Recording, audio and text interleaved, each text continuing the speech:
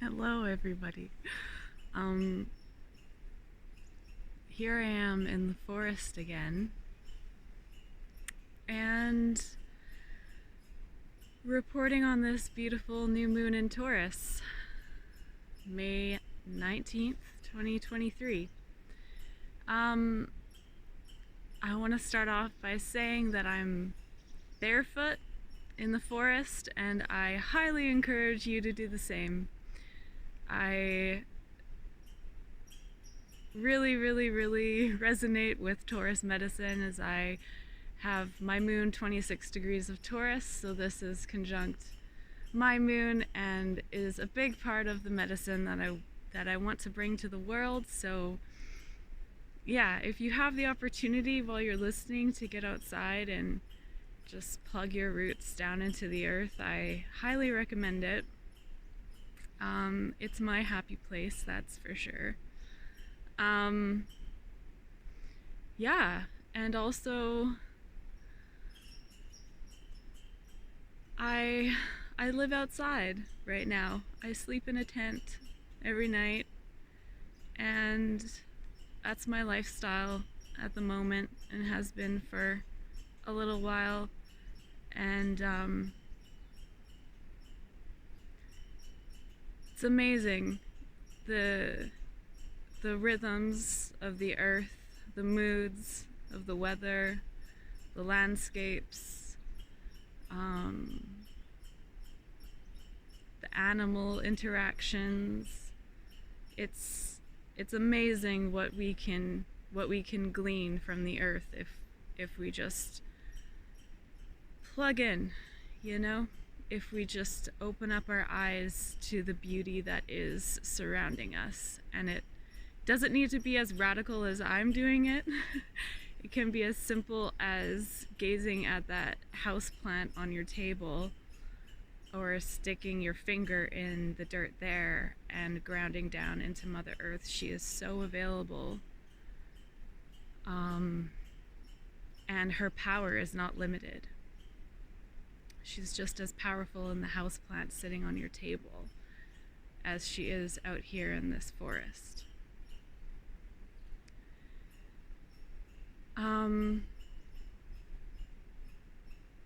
I also want to share a little personal bit before I get into what I wrote to talk about today.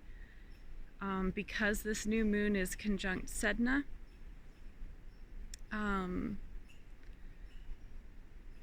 Sedna is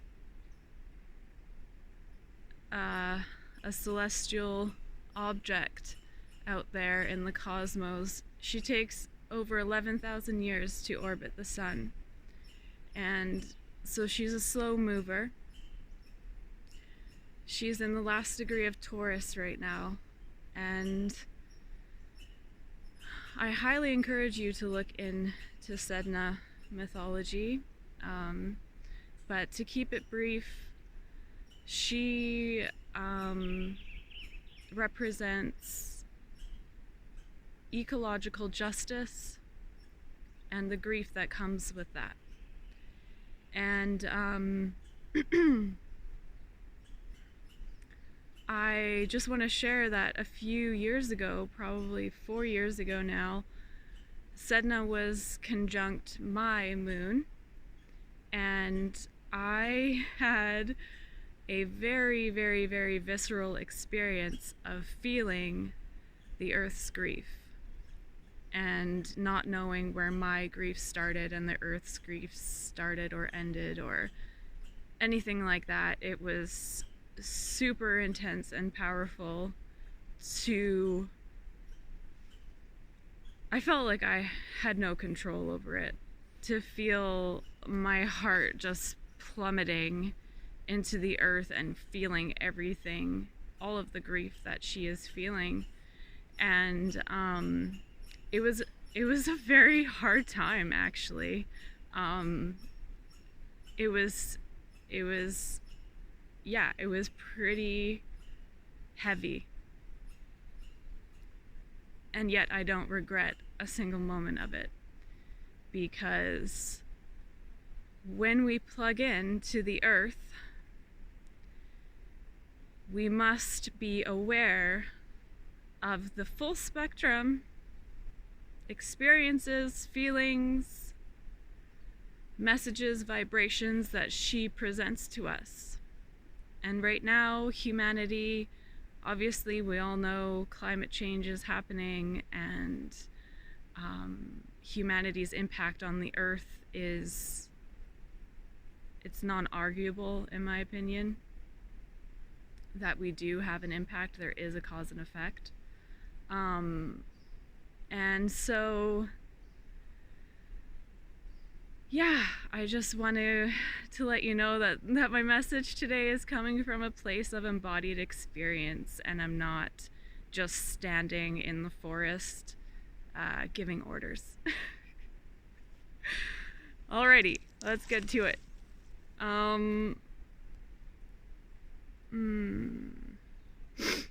So yes, being with our grief for the earth is medicine.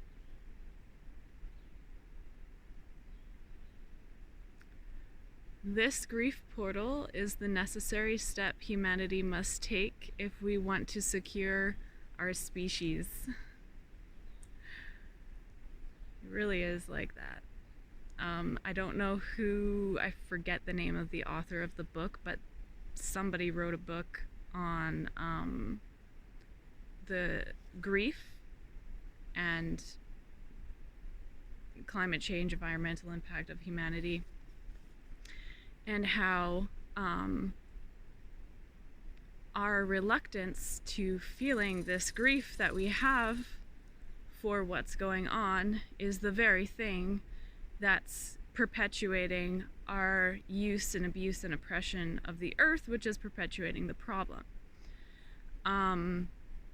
So yeah, it's not an easy thing to do, but it's something that this new moon is asking all of us to do with the capacity that our hearts have in this moment, is to feel that grief. It is necessary at this stage, in my opinion. The moon is semi-square Venus in Cancer. The heart resists this. You know, why would we willingly go and feel hard feelings? Some would argue that they aren't my feelings. I would argue that you are the earth. Is it safe enough to feel the gravity of the earth's grief? That's a fair question. My grief. What if I don't see where my grief ends and the earth's begin? The earth's grief begins. Heathen, hearth, you are earth.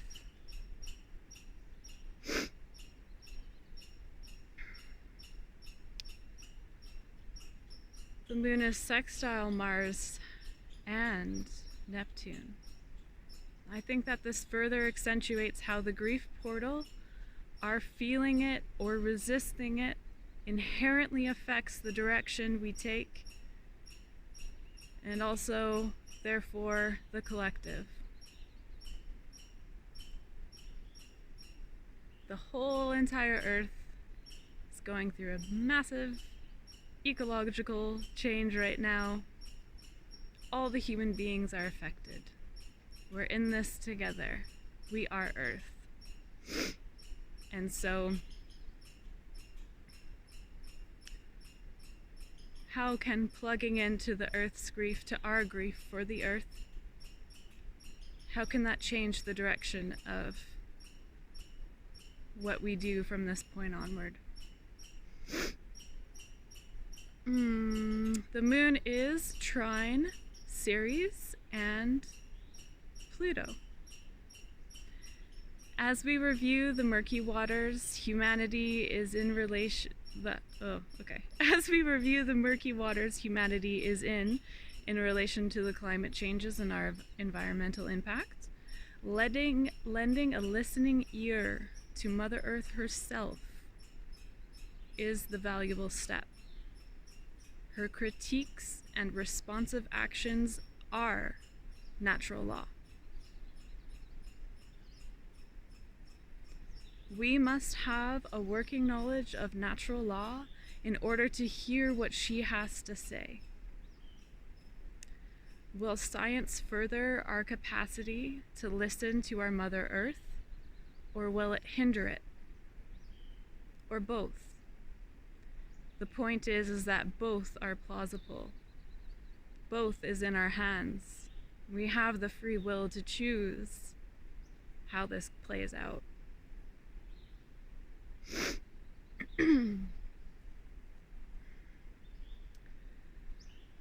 Venus is sextile Vesta, squaring Chiron and quincunxed Chariklo. Drawing from the sovereignty of our hearth fires, can we feel safe enough to feel our and Mother Earth's grief? Acknowledging and integrating the repeated wounds to all forms of life, our survival is no easy feat. Chariklo is encouraging us to hold space in community, to forego this grief portal. But it's a quincunxed energy, so it's not necessarily there right in front of us, waiting for us to grab. It's something that we have to really consciously make happen, and it might be very tricky. Finding friends who want to get together and feel grief might be a tricky one. But she's a genius. She's got the idea. In a broader sense, she's holding space for communities to have discussions about the repeated wounds and threats to humanity's survival. Do people feel safe enough to listen?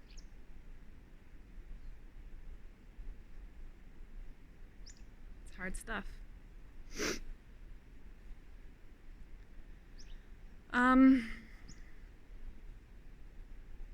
I've been talking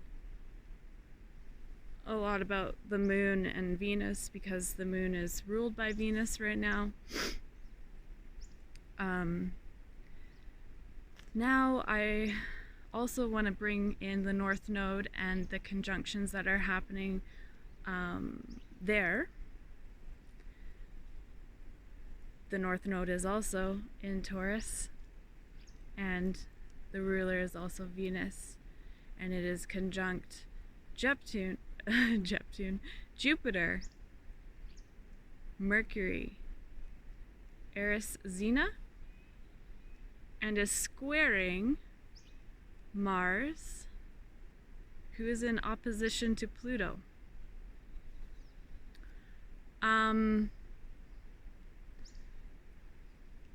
This aspect is a lot in there, and I'll do my best to kind of hone in on it. The cosmological truths can be stated so simply. The evidence of natural law is abundant. The earth communicates to us via portals and via natural law. And when I say portals, I don't know, I feel like people use that word quite flippantly, and I kind of use it a lot too, but I really, like something just caught my eyes. I just scanned the forest, and it's like this shredded up tree stump glistening in the morning sun with this multi shades of moss growing all over it. If I was to just like be with that and watch that with some presence and some embodiment, I would enter a portal that bit of nature wants me to access. So that's what I mean by portals when I use that word.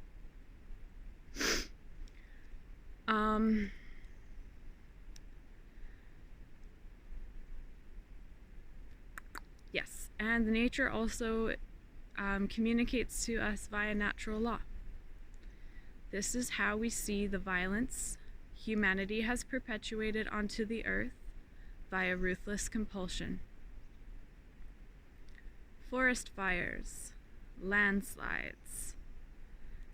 The degree to which this is happening and how it happens is natural law. It's a response from monoculture and clear-cutting forestry practices.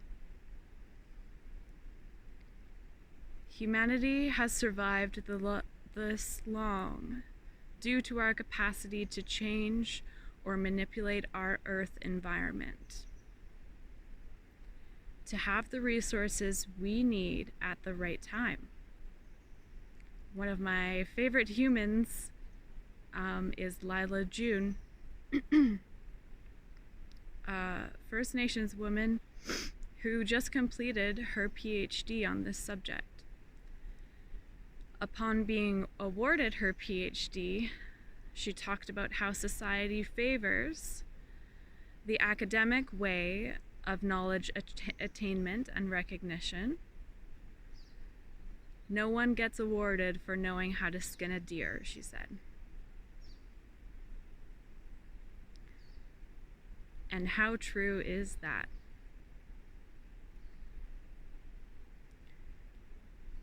These aspects also bring up the issue of equality in our resource extraction and distribution practices.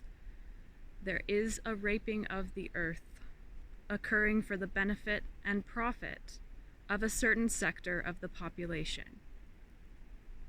And it certainly isn't those who grow our food. They are often very oppressed and used. They carry a heavy burden.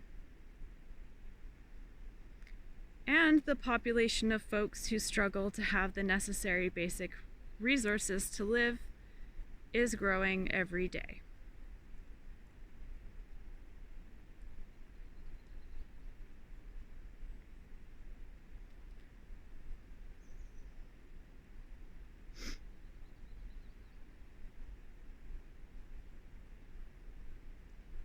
So folks,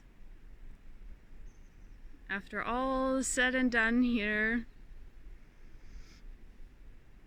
it's obvious we've got our work cut out for us.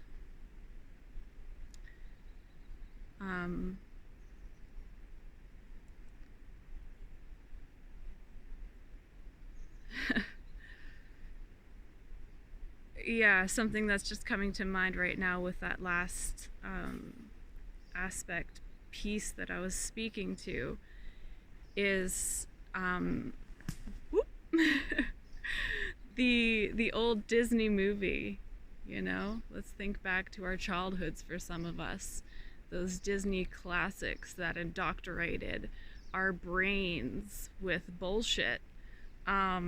We've got Pocahontas, and when I think about the North Node, the planets conjunct being squared by Mars opposing Pluto, I think about the scene in Pocahontas when the colonizers get off the ship and they are literally crawling on the earth, stabbing the earth with their knives, saying, "Rape her, rape her." So, and that's what they did. You know, it's true. And it just continues to happen.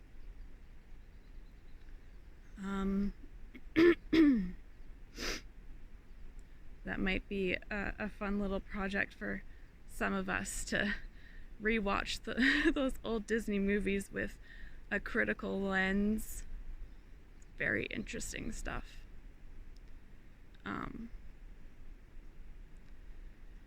Anywho, in a nutshell, I encourage you to get outside and feel the grief and relish in the glory and the beauty of our beautiful Mother Earth. Even the grief is medicine.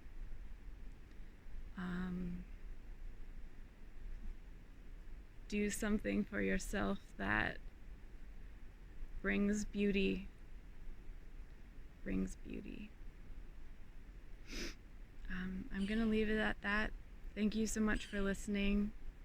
I really appreciate anyone who watches these videos because, yeah, I'm just starting out and experimenting and really open to feedback, and would love to hear your thoughts and what you feel when you plug into Mother Earth. How do you plug into Mother Earth? We all have our own unique way of doing so. So yeah, share, let me know, and take care.